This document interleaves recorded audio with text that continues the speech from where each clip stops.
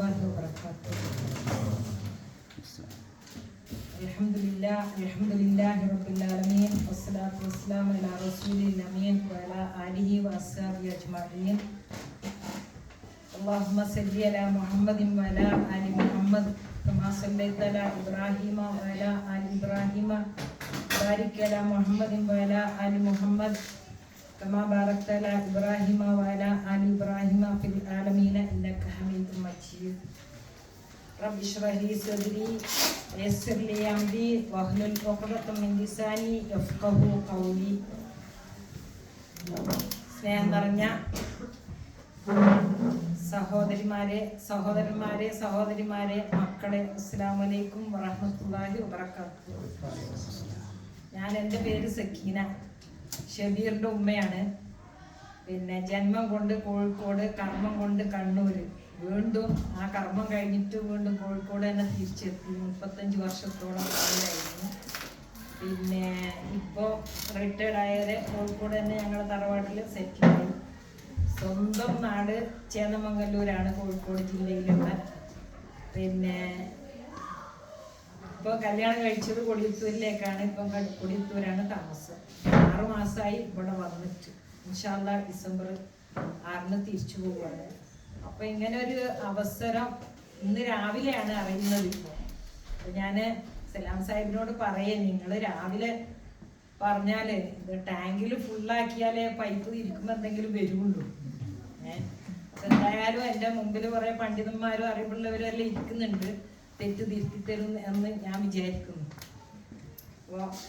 أعوذ بالله من الشيطان الرجيم بسم الله الرحمن الرحيم تبارك الذي بيده الملك وهو على كل شيء قدير الذي خلق الموت والحياة ليبلوكم أيكم أحسن عملا وهو العزيز الغفور. നമ്മളെ മോന് ഇവിടെ ഓതിയ നല്ല ഈണത്തിൽ ഓതിയ പഠിച്ച തമ്പുരാൻ അമ്മോനെ അനുഗ്രഹിക്കട്ടെ. നല്ല ഈണത്തിൽ ബൈഹാത്താക്കിയിട്ട് ഓതി. ഞാനൊരു ചെറിയ കഥ പറയാം. ആദ്യം ഒരു രാജാവിൻ്റെ അടുത്ത് ഒരു യാചകൻ എത്തിപ്പെട്ടു, അപ്രതീക്ഷിതമായിട്ട്. അപ്പോൾ രാജാവിന് തോന്നി ഇയാളൊന്ന് തമാശയാക്കട്ടെ. അപ്പം എന്തായാലും ചോദിച്ച സമയത്ത് രാജാവ് പറഞ്ഞു, ആയിക്കോട്ടെ തരാം, നീ എൻ്റെ കൊട്ടാരത്തിലേക്ക് വാന്ന് പറഞ്ഞു. അങ്ങനെ കൊട്ടാരത്തിൻ്റെ ഉള്ളിലേക്ക് അങ്ങ് കടത്തി വിട്ടു ഈ യാചകൻ. നിനക്ക് 2.5 മണിക്കൂർ സമയമുണ്ട്. ആ സമയത്തിൻ്റെ ഉള്ളിൽ നിനക്ക് എന്തെല്ലാം കിട്ടുന്നോ അതെല്ലാം നിനക്ക് എടുക്കാന്ന് പറഞ്ഞു രാജാവ്. അങ്ങനെ ഇവന് കൊട്ടാരത്തിൻ്റെ ഉള്ളിലേക്ക് കടന്നു ചെല്ലുമ്പോൾ തന്നെ കൊട്ടാരത്തിൻ്റെ ഉള്ളിൽ എന്താണെന്നും നമ്മൾ പറയണ്ടല്ലോ. അപ്പോൾ അതെല്ലാം കണ്ട് ആസ്വദിച്ച് അങ്ങനെ നോക്കി നടക്ക് രാജാവിൻ്റെ ഡൈനിങ് ഹാളിലെത്തി. അവിടെ പല വിഭവ സമൃദ്ധമായ ഭക്ഷണങ്ങളുണ്ട്, ഇവൻ ജീവിതത്തിൽ കാണാത്ത ഭക്ഷണങ്ങൾ. അങ്ങനെ ഇവന് എന്ത് ചെയ്തു, ഏതായാലും എനിക്ക് 2.5 മണിക്കൂർ സമയം ഉണ്ടല്ലോ, എല്ലാം വാരി എടുക്കുക പോകുമ്പോൾ. അങ്ങനെ ഭക്ഷണം കഴിച്ച് കുറച്ച് നടന്നവരാണ് രാജാവിൻ്റെ ബെഡ്റൂം കാണുന്നത്. അങ്ങനെ ആ ബെഡിലൊന്ന് ഇരുന്ന് നോക്കിയ സമയത്ത് ഇവന് തോന്നി ഒന്ന് കിടക്കട്ടെ എന്ന്. കിടന്ന സമയത്ത് ഇവനെന്ത് ചെയ്ത് വയറ് നിറച്ച് ഭക്ഷണം കഴിച്ചതല്ലേ, ഉറങ്ങിപ്പോയി. അങ്ങനെ ആ ഉറക്ക് ഉണർന്നത് എപ്പോഴാന്ന് വെച്ചാൽ രാജാവിൻ്റെ പരിവാരങ്ങൾ വന്ന് വാതിലിനെ മുട്ടി വിളിച്ചു, ഇതിൻ്റെ സമയം കഴിഞ്ഞ് പോകാമെന്ന് പറഞ്ഞു. അപ്പോൾ ഇവൻ വെറും കയ്യോടെ ആ സമയത്തൊന്നും വാരി കൂട്ടാതെ ഈ ഭക്ഷണവും കഴിച്ച് ആ സുഖത്തിലങ്ങനെ കിടന്നുറങ്ങി ഒന്നുമില്ലാതെ വെറും കയ്യോടെ തിരിച്ചു പോകേണ്ടി വന്നു. അപ്പൊ ഈ കഥ എന്തിനാണ് ഞാൻ പറഞ്ഞതെന്ന് നിങ്ങൾ ആലോചിച്ചാൽ മതി. അല്ലാഹു തആല നമ്മളെ ഭൂമിയിലേക്ക് അയച്ചത്, അതായത് ഈ ആയത്തിന്റെ അർത്ഥം തബാറക്കല്ലദീ ബിയദിൽ മുൽക്കു വഹുവ അലാ കുല്ലി ഷൈഇൻ ഖദീർ. ലോകത്തിന്റെ അവകാശം ആർക്കാണോ ആ അള്ളാഹു എത്ര പരിശുദ്ധനാണ്. വഹുവ അലാ കുല്ലി ഷൈഇൻ ഖദീർ, അവൻ എല്ലാറ്റിനും കഴിവുള്ളവനാണ്. അല്ലദീ ഖലഖൽ മൗത വൽ ഹയാത ലിയബ്ലുവക്കും, നിങ്ങളെ പരീക്ഷിക്കാൻ വേണ്ടി ജീവിതവും മരണവും തന്നവനായ അല്ലാഹ്. എന്തിനെ? അയ്യുക്കും അഹ്സനു അമല, ആരാണ് സൽക്കർമ്മങ്ങൾ ചെയ്യാ എന്ന് നോക്കാൻ വേണ്ടിയാണ് അല്ലാഹു തആല നമുക്ക് ഈ ജീവിതം തന്നത്, അല്ലേ? അല്ലാതെ നേരത്തെ സലാം സാഹിബ് പറഞ്ഞ മാതിരി ഉള്ളവനും ഇല്ലാത്തവനും എല്ലാം ആക്കിയിട്ട് അല്ലാഹു തആല പിന്നെ അയക്കുന്നുണ്ട്. ഏറ്റവും ധനികനായിട്ടും അയക്കുന്നുണ്ട്, ഏറ്റവും ദരിദ്രനായിട്ടും അയക്കുന്നുണ്ട്. അതിന്റെ രണ്ട് മധ്യത്തിലുണ്ട്. എന്തിനാണ് നിങ്ങളെ പരീക്ഷിക്കാൻ? അധികം ധനം തരുന്നതും പരീക്ഷിക്കാനാണ്, തരാതിരിക്കുന്നതും പരീക്ഷിക്കാനാണ്, കുറച്ച് തന്നിട്ട് അതും പരീക്ഷിക്കാൻ മാത്രമാണ്. അപ്പൊ അല്ലാഹു തആല അതിന്റെ താഴെ ഒരു ആയത്ത് ഒരു 2 വാക്ക് പറയുന്നുണ്ട്, വഹുവൽ അസീസുൽ ഗഫൂർ. അപ്പൊ നിങ്ങളിങ്ങനെ തോന്നിയ പോലെ ഈ ലോകത്ത് ഇങ്ങനെ നടന്നു കഴിഞ്ഞെന്ന് കരുതിയിട്ട് അള്ളാഹ്ക്ക് ഒരു വിഷമമില്ല, അള്ളാഹ് ചെയ്യനാണ്. ഇനിയോ പൊറുക്കുന്നവനാണ്. ഇനി ആ ജീവിതത്തിൽ നമ്മളെ മക്കളിൽ നിന്ന് എന്തെങ്കിലും തെറ്റുകൾ വന്നു പോയിട്ടുണ്ടെങ്കിൽ അള്ളാഹു തആല അത് പൊറുക്കുന്നവനുമാണ്. അപ്പോ നമ്മള് ആ കഥയിൽ പറഞ്ഞ മാതിരി ഒരു ലേശ സമയം, അതായത് നബി സല്ലല്ലാഹു അലൈഹി വസല്ലമ പറഞ്ഞിട്ടുള്ളത് ശരാശരി ആയുസ് എന്ന് പറഞ്ഞാൽ ഒരു 60-ന്റെയും 70-ന്റെയും ഇടയിലാണ്. അപ്പൊ നമ്മളൊരു കലണ്ടർ ഉണ്ടാക്കിയിട്ട് ഇങ്ങനെ നോക്കുകയാണെങ്കിൽ ഒരു 70 വരെ എഴുതുക, 1 മുതൽ 70 വരെ. അപ്പൊ ആ 70 വരെ എത്തുമ്പോൾ നമ്മൾ എത്ര ആയുസ് നമ്മളത് എത്ര നമ്മൾ തടഞ്ഞിട്ടുണ്ട്, അത് നമ്മളെ ആയുസ് കഴിഞ്ഞു പോയത്, ഇനി എത്ര ബാക്കിയുണ്ട്. പിന്നെ എന്നിട്ടോ ആ കഴിഞ്ഞ കാലത്ത് നമ്മൾ എന്ത് ചെയ്തു? നമ്മളെല്ലാം അള്ളാന്റെ തൗഫീഖ് കൊണ്ട് ഏറ്റവും വലിയ അനുഗ്രഹീതരാണ്. അല്ലാഹു തആല പിന്നെ സമ്പാദിക്കുന്നതിൽ തെറ്റ് പറഞ്ഞിട്ടില്ല. നല്ല ആർഭാടമായി എന്ന് പറഞ്ഞാൽ വല്ല തുസ്രിഫുന്ന, അമിതമാവാൻ പാടില്ല. നല്ല കാറ് വാങ്ങാൻ കഴിവുണ്ടെങ്കിൽ നല്ല കാറ് വാങ്ങാം, നല്ല വീടുണ്ടാക്കാൻ കഴിവുണ്ടെങ്കിൽ നല്ല വീടുണ്ടാക്കാം, നല്ല വസ്ത്രം ധരിക്കാൻ കഴിവുണ്ടെങ്കിൽ നല്ല വസ്ത്രം, അതെല്ലാം കാണിക്കണം, അതെല്ലാം ചെയ്യാം. അപ്പൊ ഞാനിന്നിവിടെ ചെറിയൊരു വിഷയം മാത്രമേ ഇങ്ങനെ ഒന്ന് നമ്മൾ ചർച്ച ചെയ്യാന്നുള്ള ഒരു ഇതേ ഉള്ളൂ. അല്ലാതെ ഇന്ന് രാവിലെ പറഞ്ഞു കഴിഞ്ഞിട്ടുണ്ടെങ്കിൽ വൈകുന്നേരത്തേക്ക് ഒരു 4 മണിക്കൂർ 2 മണിക്കൂർ എന്ന് പറയുന്ന അതൊന്നും സാധിക്കുന്ന കാര്യമല്ല. പിന്നെ ഒന്നാമത്തത് എന്താന്ന് വെച്ചാൽ ഞാൻ 6 മാസമായി ഒന്നും ഇല്ലാതെ ഇങ്ങനെ വീട്ടിലിരിക്കുന്നു. ഏതായാലും നമുക്ക് ചർച്ച ചെയ്യാം. സുബ്ഹാനല്ലാഹ്, അൽഹംദുലില്ലാഹ്, ഇവിടെ എത്തിപ്പെട്ടതിൽ അള്ളാഹനെ സ്തുതിക്കുന്നു. പിന്നെ അപ്പോ നമ്മളെല്ലാം മുസ്ലിമായ മാതാപിതാക്കൾക്ക് ജനിച്ചു എന്നുള്ളതിൽ തന്നെ നമ്മൾ അൽഹംദുലില്ലാഹ് എന്ന് അള്ളാഹുവിനെ സ്തുതിക്കണം, അല്ലെ? മുസ്ലിമാണ് നമ്മൾ, അല്ലെ? ഇസ്ലാം അനുസരിച്ച് ജീവിക്കുന്നവരാണ്. അപ്പോ ഒരു മുസ്ലിം രാവിലെ മുതൽ രാത്രി ഉറങ്ങാൻ പോകുന്നത് വരെ നമ്മൾ ശരിക്ക് ഇസ്ലാം അനുസരിച്ച് തന്നെയാണ് ചെയ്യുന്നത്. നമുക്ക് തോന്നും ചിലപ്പോൾ നമ്മൾ ഇസ്ലാം അനുസരിച്ച് മാത്രമാണ്.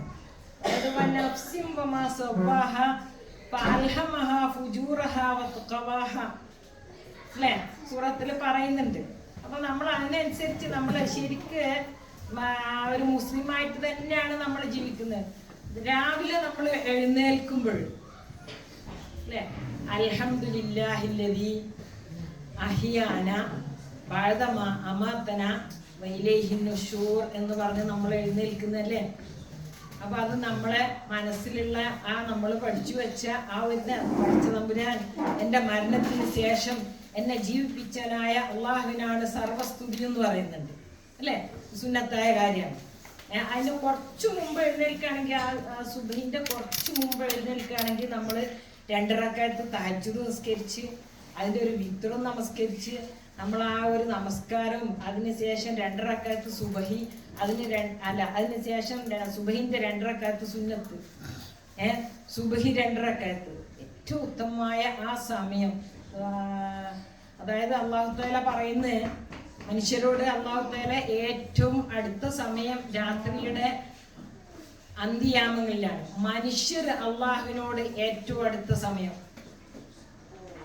ഇപ്പോഴാണ് സുജൂദിലാണ്, അല്ലേ? സുജൂദിലാണ്. ആ സമയത്ത് നമ്മൾ ആ തഹജ്ജുദ് നിസ്കരിച്ച് അള്ളാഹിനോട് എന്താണോ ചോദിക്കുന്നത് അതെല്ലാം നമുക്ക് കിട്ടും. അത് വേറെ വിഷയം. പിന്നെ അപ്പോഴേ നമ്മൾ രാവിലെ എഴുന്നേൽക്കുമ്പോൾ നബി സല്ലല്ലാഹു അലൈഹി വസല്ലമയുടെ ആ സുന്നത്ത് നമ്മൾ മുറുകെ പിടിച്ചു. പിന്നെ നമ്മൾ എഴുന്നേറ്റ് പോകുമ്പോൾ നമ്മൾ ബാത്റൂമിലേക്ക് പോകുമ്പോൾ അല്ലാഹുമ്മ ഇന്നി അഊദു ബിക മിനൽ ഖുബ്സി വൽ ഖബായിസി, അല്ലേ? സുന്നത്തല്ലേ? ഇനി അത് നമ്മൾ ചെല്ലുന്നുണ്ട്. നമുക്ക് ഏറ്റവും എളുപ്പ മാർഗത്തിൽ അത് നമ്മളെ കുട്ടികളെ പഠിപ്പിച്ചു കൊടുക്കാനുള്ള ഏറ്റവും നല്ലൊരു മാർഗം എന്താന്ന് വെച്ചാൽ നമ്മൾ ആ ടോയ്ലറ്റിന്റെ വാതിലിന്റെ അടുത്ത് എന്ത് ചെയ്യുക, ആ വാതിലിന്റെ മേലെ അത് എഴുതി അടക്കുക. അപ്പൊ ഓട്ടോമാറ്റിക്കായിട്ട് നമ്മൾ പഠിക്കും. പിന്നെ നമ്മള് 3 പ്രാവശ്യം കൈ കഴുകുക എന്നുള്ളത് സുന്നത്താണ് അല്ലെ. അതിൽ ശാസ്ത്രീയമായ ഒരുപാട് കാര്യങ്ങളുണ്ട്, അതിലേക്ക് ഞാൻ പോകുന്നില്ല. സുന്നത്താണ്. പിന്നെ നമ്മൾ ബ്രഷ് ചെയ്യുന്നു. ബ്രഷ് ചെയ്യാന്നുള്ള എന്താ സുന്നത്തല്ലേ. അപ്പൊ ഇതിനെല്ലാം നമ്മളൊരു നല്ലൊരു നീയത്ത് നമ്മൾ കരുതുകയാണെങ്കിൽ ഏറ്റവും കൂലിയുള്ള കാര്യമാണല്ലോ. നമുക്ക് അവിടെ പാഴായി പോവാതെ കിട്ടുന്ന സുന്നത്തുകൾ നമ്മൾ അറിയാതെയും അറിഞ്ഞുകൊണ്ടും ചെയ്യുന്നുണ്ട്. അപ്പൊ നമ്മളതൊന്നും കരുതാൻ ഏറ്റവും നല്ല സുന്നത്തായ കാര്യങ്ങൾ നമ്മൾ ചെയ്യുന്നുണ്ട്. പിന്നെ നമ്മളെ ബ്രഷ് ചെയ്യാം. ബ്രഷ് ചെയ്യുക എന്നുള്ളത് എന്താണ്? സുന്നത്താണ്, സുന്നത്തായ കാര്യമാണ് അല്ലേ. പിന്നെ നമ്മൾ ഒടുവെടുത്ത് നമ്മള് എന്ത് ചെയ്യുന്നു? 2 റക്അത്ത് സുന്നത്ത് നിസ്കരിച്ച്, 2 റക്അത്ത് സുബഹി നിസ്കരിച്ച്.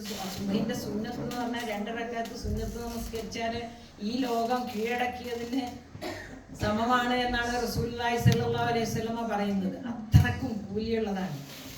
പിന്നെ നമ്മൾ എന്ത് ചെയ്യുന്നുണ്ട്? ബ്രഷ് ചെയ്ത് നമസ്കരിച്ച്, പിന്നെ നമ്മള് ചെയ്യുന്ന എല്ലാ കാര്യങ്ങളും, ചായ കുടിക്കുമ്പോൾ ബിസ്മില്ലാഹിർ റഹ്മാനിർ റഹീം, ചായ കുടിച്ചു കഴിഞ്ഞിട്ട് അൽഹംദുലില്ലാ, ഇതെല്ലാം നമ്മൾ ഓട്ടോമാറ്റിക്കായിട്ട് പറയുന്ന ഓരോ കാര്യങ്ങളാണ്. നമ്മൾ ആ ചെറുപ്പത്തിലെയുള്ള ആ ശീലങ്ങൾ ഇങ്ങനെ തുടർന്ന് വരുന്നതാണ്.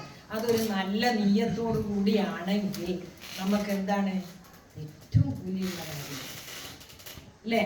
പിന്നെ നമ്മൾ സ്ത്രീകളാണെങ്കിലോ പുരുഷന്മാരാണെങ്കിലോ അടുക്കളയിൽ വരുന്നു. സ്ത്രീകളെ കാര്യമാണെങ്കിൽ രാവിലെ തന്നെ നമ്മൾ അടുക്കളയിൽ വന്ന് നമ്മളെ ഭർത്താക്കന്മാർക്കും മക്കൾക്കും എല്ലാം വേണ്ടതെല്ലാം ചെയ്തു കൊടുക്കുന്നുണ്ട് അല്ലേ. ജോലിയുള്ള കാര്യമാണ്. ഈ ജോലി ഉള്ളവരായാലും ജോലി ഇല്ലാത്തവരായാലും ഒരുപാട് കാര്യങ്ങൾ നമ്മൾ ചെയ്യുന്നുണ്ട്. ഈ ചെയ്യുന്ന കാര്യങ്ങളെല്ലാം നല്ലൊരു നീയത്തോടു കൂടിയാണെങ്കിൽ ഷഹീദിന്റെ കൂലിയുണ്ട്. ഏറ്റവും നല്ല കാര്യമാണ്. അപ്പോൾ നമ്മൾ ആ ഓരോ നിമിഷങ്ങളും, നേരത്തെ ഞാൻ പറഞ്ഞ ആ 2.5 മണിക്കൂർ സമയം നമുക്ക് അല്ലാഹു തആല ഈ ലോകത്ത് നൽകിയിട്ടുള്ളൂ. ആ 2.5 മണിക്കൂർ കൊണ്ട് നമ്മൾ എല്ലാ കാര്യങ്ങളും വാരിക്കൂട്ടി നമ്മൾ നാളത്തേക്ക് വേണ്ടി നമ്മൾ കെട്ടാക്കി വെക്കണം. നമ്മൾ ആ നല്ല സൽക്കർമ്മങ്ങൾ അത് നമ്മൾ കളയാൻ പാടില്ല. കളയുന്ന ഒരുപാട് കാര്യങ്ങളുണ്ട് അല്ലേ. പരദൂഷണം പറയാ, മറ്റുള്ളവരെ ചീത്ത വിളിക്കുക, അതൊന്നും നമുക്കില്ല. പൊതുവെ ആ കാര്യങ്ങളൊന്നും നമുക്കില്ലാത്തത് കൊണ്ട് നമ്മൾ അതിനെ പറ്റിയൊന്നും ചിന്തിക്കണ്ട. പിന്നെ നമ്മൾ എന്ത് ചെയ്യുന്നുണ്ട്? വീട് വൃത്തിയാക്കുക, അതുപോലെ മക്കളെ നോക്കുക, മക്കളെ പഠിപ്പിക്കാൻ പറഞ്ഞേക്കുക. ഇതെല്ലാം സാലിഹായ അമലുകളാണ്. ഒരു നല്ലൊരു നിയ്യത്ത് നമ്മളെ കയ്യിലുണ്ടെങ്കിൽ നമുക്ക് ഇതെല്ലാം സാധിക്കുന്നതാണ്. പിന്നെ അതിൻ്റെ ഇടക്ക് പരമാവധി നമ്മൾ അള്ളാഹുവിനെ ഓർക്കുക. അള്ളാഹുവിന്റെ ദിക്ർ കൊണ്ട് മനസ്സിന് സമാധാനം കിട്ടും. അല്ലാതെ പാട്ട് കേൾക്കുന്നത് കൊണ്ടോ വേറുള്ളത് കേൾക്കുന്നത് കൊണ്ടോ ഒന്നും നമുക്കൊരു സമാധാനം കിട്ടുമെന്ന് എനിക്ക് തോന്നുന്നില്ല അല്ലേ. ഇപ്പൊ നമ്മളെ മക്കളെ കൈപിടിച്ച് നമ്മൾ നടക്കുമ്പോഴും മക്കളെ ഇറങ്ങുമ്പോഴും നടക്കുമ്പോഴെല്ലാം അള്ളാഹ് പറഞ്ഞു കൊടുക്കുക, സുബ്ഹാനല്ലാഹ് പറഞ്ഞു കൊടുക്കുക. നബി സല്ലല്ലാഹു അലൈഹി വസല്ലം പറഞ്ഞിട്ടുണ്ട് 2 വാക്കുകൾ അള്ളാഹുവിന് ഏറ്റവും ഇഷ്ടപ്പെട്ട്, നാവിന് ഏറ്റവും എളുപ്പമുള്ളത്, മീസാൻ തട്ടിൽ നന്മയും തിന്മയും തൂക്കുന്ന സമയത്ത് നമുക്ക് ഏറ്റവും ഘനം തൂങ്ങുന്ന 2 വാക്കുകൾ സുബ്ഹാനല്ലാഹി വബിഹംദി, സുബ്ഹാനല്ലാഹി അല്ലെങ്കിൽ സുബ്ഹാനല്ലാഹ് അൽഹംദുലില്ലാഹ്, സുബ്ഹാനല്ലാഹ് അൽഹംദുലില്ലാഹ്. ഏറ്റവും എളുപ്പമുള്ള 2 വാക്കുകളാണ്. എപ്പോഴും പറയാം. അല്ല, നമ്മൾ നമസ്കാരം 5 നേരത്തെ നമസ്കാരമുണ്ട്, കൃത്യമായി സത്യമായി നമ്മൾ ചെയ്യും. പക്ഷെ അതിലൊന്നും നമുക്ക് വല്ലാതെ കിട്ടോ? ഒരു അല്ലാഹു തആല ഒരു നമസ്കാരത്തിന് ഒരു 50 മാർക്ക് കൊടുക്കുന്നുണ്ടെങ്കിൽ എത്ര മാർക്ക് കിട്ടും എന്ന് നമ്മളൊന്ന് വിലയിരുത്തി നോക്കിയാൽ മതി. ഹാസിബു ഖബല അൻ തുഹാസിബു. നിങ്ങളെ വിചാരണ ചെയ്യുന്നതിന് മുമ്പ് നിങ്ങൾ സ്വന്തം വിചാരണ ചെയ്തു നോക്കുക. അപ്പൊ നമുക്ക് ഏറ്റവും കിട്ടുന്ന കാര്യങ്ങൾ, ഏറ്റവും വാരിക്കൂട്ടാൻ പറ്റിയ കാര്യങ്ങൾ, ഈ സുന്നത്തായ കാര്യങ്ങൾ അള്ളാഹുവിനെ ഓർത്തുകൊണ്ട് നബി സല്ലല്ലാഹു അലൈഹി വസല്ലമയുടെ ആ സുന്നത്തുകൾ, അതായത് വസ്ത്രം ധരിക്കുമ്പോഴും ചെരുപ്പിടുമ്പോൾ എല്ലാം നിങ്ങളൊന്ന് ഓട്ടോമാറ്റിക്കായിട്ട് നമ്മളൊന്ന് ചിന്തിച്ചു നോക്കിയാൽ വലത്തെ കാലം ആദ്യം ഇടണമെന്നാ പറഞ്ഞു. പക്ഷെ നമ്മൾ എപ്പോഴും ഓട്ടോമാറ്റിക്കായിട്ട് ആ വലത്തെ കാലം ഇടും അല്ലേ, ആ നീയത്തുണ്ടെങ്കിലും ഇല്ലെങ്കിലും. അതാണ് ആ നഫ്സിം വമാ സവ്വാഹ ഫഅൽഹമഹ ഫുജൂറഹ വതഖ്വാഹ ഖദ് അഫ്ലഹ മൻ സക്കാഹ വഖദ് ഖാബ മൻ ദസ്സാഹ എന്ന് പറഞ്ഞു. അതായത് അല്ലാഹു തആല മനസ്സ് തന്നിട്ടുണ്ട്, അതിൽ നമുക്ക് പിന്നെ കുറ്റം ചീത്തയായ കാര്യങ്ങളുണ്ട്, നല്ലതായ കാര്യങ്ങളുണ്ട്. ആരാണോ ആ നല്ല കാര്യത്തെ അതിനെ പ്രോത്സാഹിപ്പിക്കുന്നത്, അതിനെ തസ്കിയത്ത് നടത്തിയിട്ട് അതിനെ പരിപോഷിക്കുന്നത്, അവൻ രക്ഷപ്പെട്ടു. അത് അഫ്ലഹ മൻ സക്കാഹ, അതിനെ പരിപോഷിപ്പിക്കുന്നവൻ വിജയിച്ചു. അതിനെ അല്ല, ആ ശരിയായ ആ നല്ല കാര്യത്തെ അടിച്ചമർത്തി തെറ്റിലേക്കാണ് പോകുന്നതെങ്കിൽ നമ്മൾ പരാജയപ്പെട്ടു. അപ്പോഴേ ഞാൻ പറഞ്ഞുകൊണ്ടിരുന്നത്, നമ്മൾ എപ്പോഴും അള്ളാഹുവിനെ ഒരു ഇമാമിൻ്റെ ഒരു കഥ കേട്ടിട്ടുണ്ടാവും വിജയിക്കുന്ന, എല്ലാവർക്കും കേട്ട് പരിചയമുള്ള കഥയായിരിക്കും. അമ്പലി ഇമാമോ അനഫി ഇമാമ ഏത് ഇമാമ എനിക്ക് പെട്ടെന്ന് ഓർമ്മയിൽ വരുന്നില്ല. ഒരു ദിവസം ഒരു യാത്ര പോകുന്ന സമയത്ത് രാത്രിയായി ഒരു പള്ളിയിൽ കയറി, എല്ലാം കേട്ടതായി അല്ലേ, ഒരു പള്ളിയിൽ കയറി അവിടെ വിശ്രമിക്കാൻ നേരത്തെ അവിടെ വിശ്രമിക്കുന്ന സമയത്ത് പള്ളിയിലുള്ള എന്താ പറയാ മുക്രി എന്ന് പറയില്ലേ, പള്ളിയിൽ നോക്കി നടത്തുന്ന ആൾ, അയാൾക്ക് ഇത് കൂട്ടി അടച്ചിട്ട് വേണം വീട്ടിൽ പോകാൻ. അപ്പോൾ അദ്ദേഹം പറഞ്ഞു, പിന്നെ ഇവിടെ താമസിക്കാൻ പറ്റില്ല എന്ന് പറഞ്ഞു. ഇവിടെ താമസിക്കാൻ പറ്റില്ല നിങ്ങൾ. അന്നേരം അമ്പലിമാം എന്ത് ചെയ്തു, ഇമാമ് പുറത്തിറങ്ങി നേരം പറഞ്ഞു അവിടെയും നിൽക്കാൻ പറ്റില്ല. അപ്പൊ പള്ളിയിലെ കോമ്പൗണ്ടിലൊക്കെ നേരത്തെ അവിടെയും നിൽക്കാൻ പറ്റില്ല. അങ്ങനെ ഇത് നോക്കി നിൽക്കുന്ന ഒരു കച്ചവടക്കാരനായിരുന്നു, ഒരു റൊട്ടി കച്ചവടം നടത്തുന്ന